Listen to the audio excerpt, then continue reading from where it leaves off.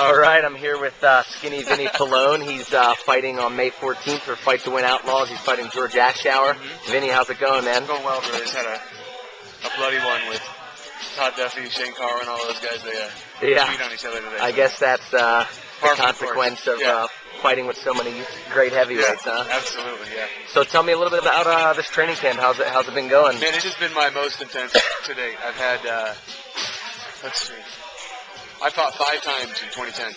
Really? And never had a camp like this. Really? You know, this is one of the shorter ones that I had. This was a 6-week camp, but I got my diet under control earlier.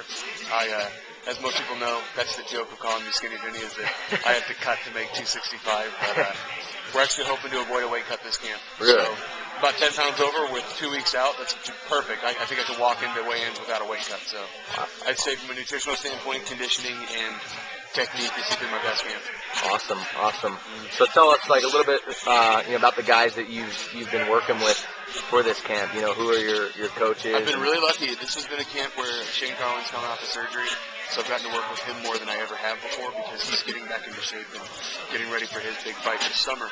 And he's been looking to work with everybody. So it's been very lucky for me as a younger heavyweight in the sport to be able to work with someone like Shane and get beat on, to tell you the truth. Right. Because when you're one of the bigger guys in the gym, you get beat up, you can get caught in submissions, you can do all that stuff, but nobody punches quite as hard. And being able to get hit by a guy like Shane, you say to yourself that generic, well, if I can take a punch from him, I can take a punch from anybody. Yeah. So it's a confidence builder in a way. Yeah. So you're coming off your last fight, which was also at Fight to Win. You won in something like 21 seconds, I believe. Yes, sir, yeah. I'm assuming you came out pretty injury-free from that. Yeah, I did. Most of my injuries happened during camp. Yeah. Guys like Cody Donovan, Elliot Marshall, they are in such phenomenal shape. They push my limits, and by pushing my limits, sometimes you do overextend, and that's where you get your injuries is during camp. Is working with these high-level guys that are so damn conditioned all the time. It's all they do. Yeah. They're full-time fighters. I've got a job. I'm a landman for an oil company in Oklahoma City, and I'm traveling and working, and I come back and fight these guys, and they're like the lions in the cave. They never left, So it's been a good camp. My injuries happen in camp. I guess that's what it's like. Right. So tell me a little bit about this matchup. What do you know about George, and kind of how do you see the fight playing out? I saw his resume, if you want to call it. I think it was like 40 some odd grappling, judo, and submission tournaments. So this guy I'm expecting him to be well conditioned. I'm expecting him to be strong. I'm expecting his grip strength to be strong. He's 4-1 as an amateur, but I think it's safe to say that most fighters that have been in the Colorado game realize that the caliber of athletes from amateur to pro, they're intermixed. They can definitely go in or out. And I know when I was fighting as an amateur, I felt like I could beat most of the pros, and I'm sure that everybody feels that way. Yeah. So he's 4-1 as an amateur. All of his wins are via submission. His only loss is to Rory O'Farrell, who we all know is a very good fighter here in the state of Colorado. Right. I believe this is his first heavyweight fight, so should have a size advantage. I'm gonna change his mind about ever wanting to come to heavyweights. I feel like he's gonna feel a punch and he's gonna go, holy cow. Yeah. That's what a heavyweight punch feels like. So, yeah. Excellent. Now I know you you still have a little want some vengeance for that fight with Abe Wagner. I do. Do you think that it's a possibility in the future?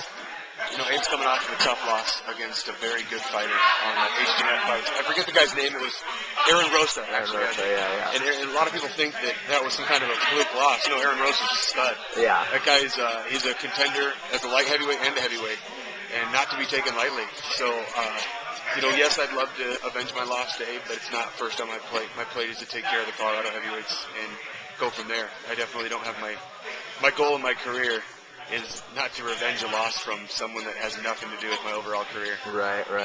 Yeah, that definitely makes sense. So, in terms of some of the guys you want to fight in Colorado, do you have specific guys you're looking to match up against? Yeah, I think it would be an absolute honor to fight Ryan Martinez. I think that everybody wants to see that fight. Yeah. Me and Ryan respect each other. We're friends in the dressing room. We hang out, we talk about life. We message each other every now and then. And I think that that's an interesting aspect of the sport that a lot of people don't realize. Like, sure, we might front up at the weigh-ins or talk some trash before or after we win or lose, but a guy like me and Ryan, the amount of respect we have for each other. He knows the kind of power I possess in my hands, and I know the kind of power he possesses in our hands. I think that would be an absolutely exciting fight that people would pay to see. I think we'd sell a place out if we had that fight. For sure. With that being said, I don't beat George Ashout, that fight with Ryan means nothing. Right, so yeah, I don't overlook George. I give him all the respect in the world, and right now George has my 100% undivided attention. Definitely. No, and it seems like you and Ryan have kind of been fighting on the same cards. I know you guys both fought on the last one, both had quick knockouts. Yeah. Ryan's the co-main for this one, so I think that definitely would be. I think so, and I think that. Like I said, might talk trash to the weigh-ins, this and that, and I might talk trash to George. I don't know. It just depends what the situation dictates, Right. But I know that I respect George. I respect his athleticism, his pedigree of judo and wrestling and submission wrestling. But I also know that I have a job to do. I plan on doing it very hard and very fast. For That's sure. what she said. Last thing, I mean, you tend to get a huge crowd out there for most of the shows. Can we expect another big following with all the skinny Vinny T-shirts? The company I work for is a multi-million-dollar company in Oklahoma City, and they're taking their damn company jet, packing it full of employees, and they're flying up here to watch it. Wow. If you're looking for the loud Oklahoma boys, that'll be awesome. One last thing, just if anyone hasn't seen you before, they come out on the 14th to fight the win card. What can they expect? Expect to look at me, look at my body type, and go, I bet he punches pretty hard, but he can't move.